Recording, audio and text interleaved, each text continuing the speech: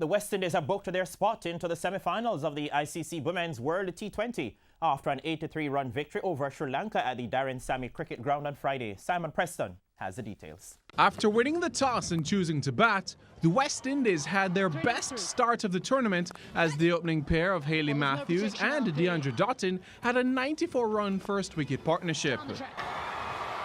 And that's a very safe place to hit it. Matthews brought up her half-century in 25 balls, but she didn't last long after that as she was dismissed for 62.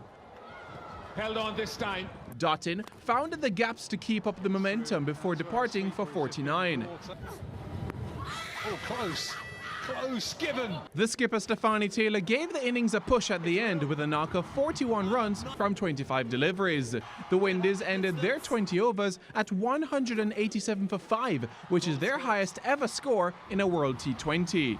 With the ball, the defending World T20 champions were clinical once again.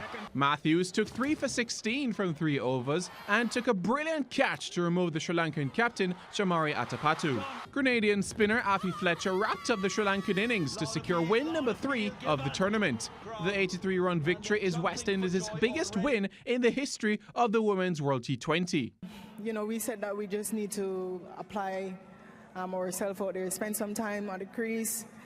And, you know, the reason for, you know, winning the toss and batting was I find that the pitch might be keeping a bit low, so try to, you know, put runs on the board and, you know, defend it.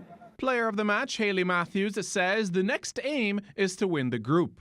I think for us, we have to go out there and still play the same level of cricket we've been playing or even better. We'd like to qualify first in the group and really be able to send a message out to the opposition from the other group, you know, that we're coming hard and we're really coming to defend our title. So to go out there and be able to win that last game of the group stage and finish up on top of the group would be really good for us. The West Indies will take on England on Sunday before heading to Antigua for the semi-finals on November 22.